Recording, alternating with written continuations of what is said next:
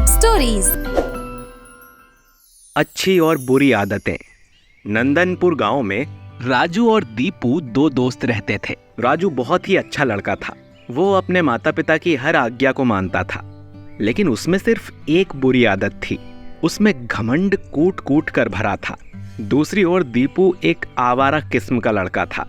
उसमें सारी बुराइयां थीं, लेकिन लोगों के प्रति उसका व्यवहार बहुत बढ़िया था। एक दिन की बात है कि अरे दीपू, आज सुबह पार्क में तेरे मास्टर साहब मिले थे। उन्होंने बताया कि तू 2 दिनों से स्कूल नहीं जा रहा, लेकिन तू तो रोज घर से स्कूल के लिए निकल जाता है। अगर तू स्कूल नहीं पहुंचता तो जाता कहाँ है? मैं तो डेली स्कूल जाता हूँ पिताजी। अब शर्मा सर को दिखता नहीं तो मैं क्या करूँ? इसमें मेरी क्या गलती है? उनको बोलो चश्मा लगाकर आएं। अच्छा, तो अब मास्टर साहब ही झूठ बोलने लगे।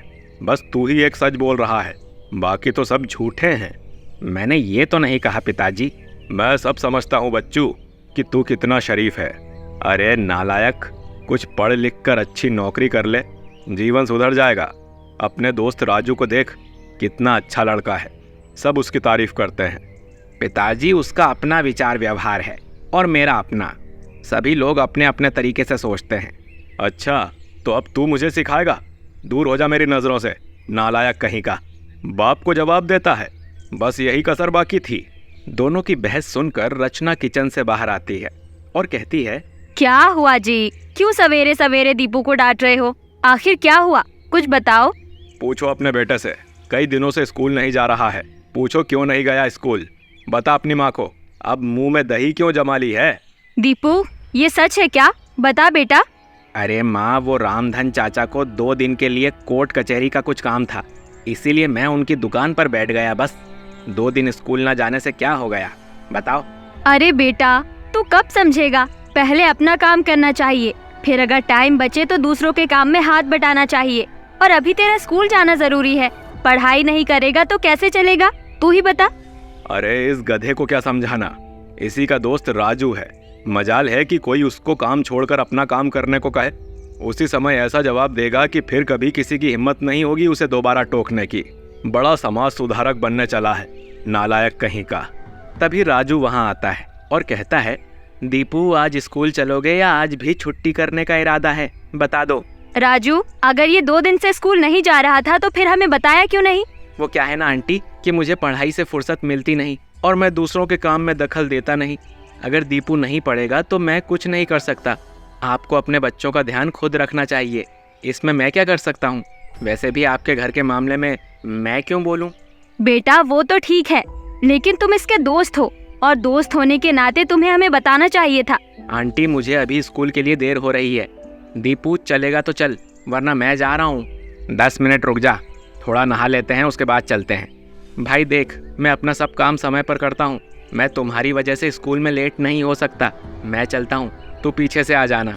राजू वहाँ से चला जाता है। वो दीपू के लिए वेट नहीं करता। थोड़ी देर बाद जब दीपू स्कूल के लिए निकलता है, रास्ते में राजू की माँ संध्या मिल जाती है। दीपू बेटा, तू अभी स्कूल जा रहा है? हाँ आंटी, थोड़ी देर हो गई। अगर 5 मिनट रुक जाएगा तो राजू का लंच लेते जाना। वो क्या है कि आज धूप ज्यादा है और गर्मी में 2 किलोमीटर चलने का मन नहीं कर रहा। तबीयत ठीक नहीं है। कोई बात नहीं आंटी, आप मुझे लंच दे दो, मैं पहुंचा दूंगा। दीपू राजू का लंच लेकर स्कूल पहुंचा। स्कूल लेट आने के लिए मास्टर साहब ने उसे 2 छड़ी मारी और क्लास के बाहर 1 पीरियड के लिए मुर्गा बना दिया। लंच टाइम में राजू और दीपू दोनों मिलकर लंच करते हैं। इसी तरह से दोनों दोस्तों की जिंदगी चलती रहती है। मैट्रिक की परीक्षा में राजू अव्वल नंबर से पास होता है, लेकिन दीपू जैसे तैसे ग्रेस मार्क्स से पास होता है। राजू के पिताजी सुरेंद्र सिंह उसके टॉप करने के अवसर पर एक पार्टी का आयोजन करते हैं। आइए आइए सुंदरलाल जी, आइए, मेरा बेटा पूरे जिले में टॉप आया है। अभी थोड़ी देर पहले ही मीडिया वाले आए थे, राजू का इंटरव्यू लेकर गए हैं। जी सुरेंद्र जी, बेटा हो तो ऐसा, आपके साथ साथ पूरे गांव का नाम रोशन कर दिया। राजू है कहाँ? राजू बेटा इधर आओ मेरे पास। बधाई हो, शाबाश बेटा। अंकल, आप पिताजी से बात कीजिए, अभी टीवी चैनल वाले आने वाले हैं, मुझे फुर्सत नहीं है। बात यह है कि कल से रिजल्ट आने के बाद बेचारे को चैन नहीं है। दोस्त, मास्टर जी, प्रिंसिपल, मुखिया, गांव वाले, अखबार और चैनल वाले सभी की बधाइयां लेते लेते परेशान हो गया है बेचारा। हाँ सुरेंद्र जी, लगातार सभी से मिलते रहने से थक गया है। तभी गांव के मुखिया जी वहां आते हैं। बधाई हो सुरेंद्र भाई, लड़का कहाँ है? हमारे गांव का नाम रोशन करने वाले राजू को बुलाइए जरा। राजू, ओ राजू, इधर आ, मुखिया जी बुला रहे हैं। नमस्ते मुखिया अंकल। शाबाश बेटा, इसी तरह माँ बाप और पूरे गांव का नाम रोशन करो। आज मैं ऐलान करता हूँ कि राजू पढ़ने के लिए देश विदेश जहाँ भी जाना चाहता है, उसका सारा खर्चा मैं उठाऊंगा। पार्टी में आए सारे लोग राजू और मुखिया जी की जय जयकार करने लगते हैं। जिले से 12वीं भी टॉप करने के बाद राजू दिल्ली के एक प्रतिष्ठित कॉलेज में दाखिला ले लेता है।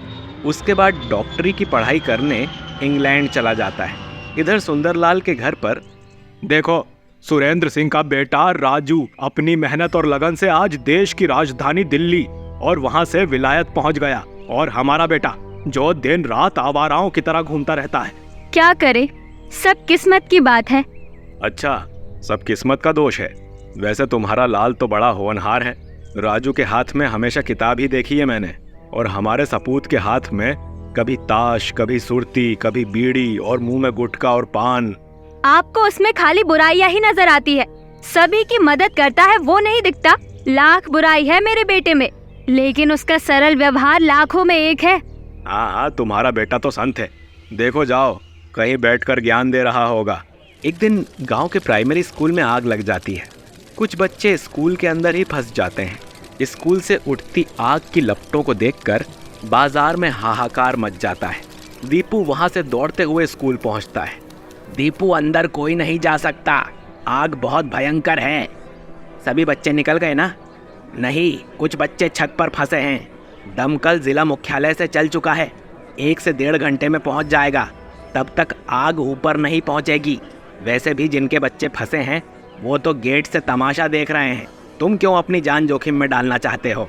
अरे अगर दमकल को आने में देर हो गई तो मुझे अंदर जाना ही होगा। दीपू गार्ड को साइड में हटाते हुए स्कूल के अंदर दाखिल हो जाता है। सीढ़ी पर आग लगी हुई होती है।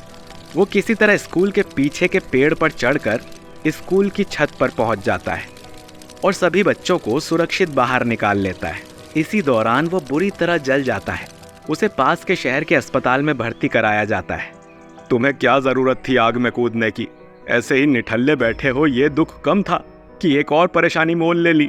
वो पिताजी, कुछ बच्चे स्कूल की छत पर फंसे थे, उन्हें बचाना जरूरी था। अच्छा, तू ही एक बहादुर जवान था क्या वहाँ? स्कूल के लोग तो छुट्टी पर थे, है ना? उन बच्चों के माँ बाप तो थे ही नहीं, बेचारे अनाथ जो थे। क्यों? अरे सारी बात अभी ही कर लेंगे क्या? वैसे ही अभी दीपू घायल है, ऊपर से आप सवाल पर सवाल किए जा रहे हैं। तभी मुखिया जी सुरेंद्र सिंह के साथ वहां पहुंच जाते हैं। शाबाश बेटा, आज तुमने घायल होकर ना जाने कितने घरों में मातम मनने से रोक लिया। बाहर उन सभी बच्चों के माता पिता तुम्हारी सलामती की दुआ मांग रहे हैं। जल्दी से ठीक हो जाओ बेटा, तुम्हारा दोस्त कल लंदन से बड़ा डॉक्टर बनकर गांव आ रहा है। वाह, बधाई हो सुरेंद्र बाबू। चलो, हमारे गांव के लिए ये बहुत बड़ी बात है। हमारे गांव का पहला डॉक्टर होगा हमारा राजू। अरे मुखिया जी, असली बधाई के पात्र तो आप हैं। अगर आप पैसे न देते तो हम राजू को जिले से बाहर भी नहीं भेज पाते। चलो, अब सांसद जी से बोलकर गांव में ही एक अस्पताल खुलवा देंगे। अपना अस्पताल चलाएगा। क्यों, ठीक है ना? अरे ये तो आपका बड़प्पन है। कितनी बहू बेटियां हमारे गांव में अस्पताल ना होने की वजह से दम तोड़ चुकी हैं। ये आप और हमसे अच्छा भला कौन जान सकता है। और राजू सिर्फ मेरा बेटा नहीं, पूरे गांव का बेटा है। काश भगवान राजू जैसा बेटा सबको देता। आज गांव में उत्सव सा माहौल था। राजू के डॉक्टर बनकर आने से सभी बहुत खुश थे। गांव के ही बीच हाई स्कूल के मैदान में एक बड़ा मंच बनाया गया। स्कूल के प्रिंसिपल, मुखिया जी, विधायक तथा क्षेत्र के सांसद सभी मंच पर मौजूद थे। तभी एक लाल रंग की बड़ी चमचमाती कार फर्राटा भरते हुए मंच के पास आकर रुकती है। उसमें से सूट पहने, टाई लगाए राजू जेंटलमैन की तरह उतरता है और मंच पर विराजमान हो जाता है। अरे, विदेश जाकर अपना संस्कार भी भूल गया क्या? मंच पर सांसद, विधायक, प्रिंसिपल, मुखिया जी और खुद उसके पिताजी बैठे हैं। किसी को प्रणाम पाती भी नहीं किया। अरे ये का कहत हो, पब्लिक प्लेस है, जब सबसे एक एक कर मिलेगा तो प्रणाम कर लेगा। आज हमारे लिए गर्व की बात है कि अपने गांव का सबसे होनहार बेटा विलायत से डॉक्टरी पढ़कर गांव लौटा है। अब हम आशा करते हैं कि राजू अपने गांव में मेडिकल व्यवस्था में सुधार लाएगा। इसके साथ ही विधायक जी और सांसद महोदय से अनुरोध करूंगा कि हमारे गांव में अस्पताल के लिए पत्र पारित करवाएं। ये बहुत ही गर्व की बात है कि जिस स्कूल में बच्चा पढ़ा हो उसी स्कूल में चीफ गेस्ट के रूप में आमंत्रित हो। राजू शुरू से ही होनहार बच्चा रहा। आज अपने गांव का पहला डॉक्टर बनकर स्कूल और गांव का नाम इसने रोशन कर दिया है। इसी तरह विधायक जी और सांसद महोदय भी राजू की कुशाग्र बुद्धि और उसकी अच्छाइयों का बखान करते हैं। अब राजू मंच पर आता है। आप सभी मेरे लिए आए, इसका शुक्रिया। मैंने इस मुकाम पर पहुंचने के लिए दिन रात एक कर दिया। जब सब क्रिकेट खेल रहे होते थे तो मैं पढ़ रहा होता था। अपनी मेहनत की बदौलत मैं यहाँ पहुंचा हूँ। जल्द ही मैं राजधानी दिल्ली में एक इंटरनेशनल अस्पताल खोलूंगा। ये क्या कह रहे हो बेटा? गांव के सभी लोग, मुखिया जी और मैं खुद चाहता हूँ कि गांव में अस्पताल खुले और तुम उसमें सेवा दो। मैंने पढ़ाई अपने लिए की है, पूरे गांव के लिए नहीं। मुझे किसी विधायक और सांसद की मदद भी नहीं चाहिए। हमने विदेश में एक मल्टीनेशनल कंपनी से इस बारे में डील भी कर ली है। अच्छा, किसी से अगर मदद नहीं चाहिए तो फिर मुखिया जी ने जो तुम पर एहसान किया उसका क्या? हम पर मुखिया जी ने कोई एहसान नहीं किया है। वो तो मीडिया के सामने अपने इस लाइमलाइट को लाने के लिए उन्होंने मुझे पैसे दिए। फिर भी मुखिया जी आप चिंता न करें, आपकी भी पाई पाई का हिसाब लिख रखा है। सूद समेत आपको वापस मिल जाएगा। अच्छा, तो तू सही में बड़ा हो गया है, सभी के एहसान चुका देगा। अपनी माँ संध्या का कैसे एहसान चुकाएगा, जिसने कपड़े सिल सिल कर तेरी पढ़ाई के खर्चे उठाए? सभी की माँ अपने बेटे के लिए कुछ न कुछ करती है, इसमें कोई अनोखी बात नहीं है। आप दोनों के लिए शहर में एक फ्लैट खरीद दूंगा जिसमें आप लोग आराम से रहना। हर महीने खर्च के पैसे भी भेजूंगा। इतने में लंगड़ाते हुए दीपू मंच पर पहुंचकर माइक बंद कर देता है। जा भाई, तेरी फ्लाइट का टाइम हो गया है। और हाँ, अपने माँ और पिताजी की चिंता मत करना, तेरा भाई उसके लिए है। आज पूरा गांव राजू के घमंड के कारण उस पर थू थू कर रहा था। सभी बोल रहे थे कि बेटा हो तो दीपू जैसा, भले ही उसमें लाख बुराइयां हैं, लेकिन वो गांव का बेटा है। दोस्तों, हमें इस कहानी से यही सीख मिलती है कि भले ही आप में लाख अच्छाइयाँ हो, लेकिन अगर आप में तनिक भी घमंड आ गया तो आपका घमंड उन लाख अच्छाइयों पर भारी पड़ जाता है। आपका व्यवहार ही आपका परिचय होता है, इसीलिए अपना व्यवहार सभी के साथ अच्छा रखें। कहानी अच्छी लगी है तो इस वीडियो को लाइक और शेयर कीजिए और कमेंट करके भी बताइए कि आपको ये कहानी कैसी लगी। मिलते हैं आपसे अगले वीडियो में। धन्यवाद।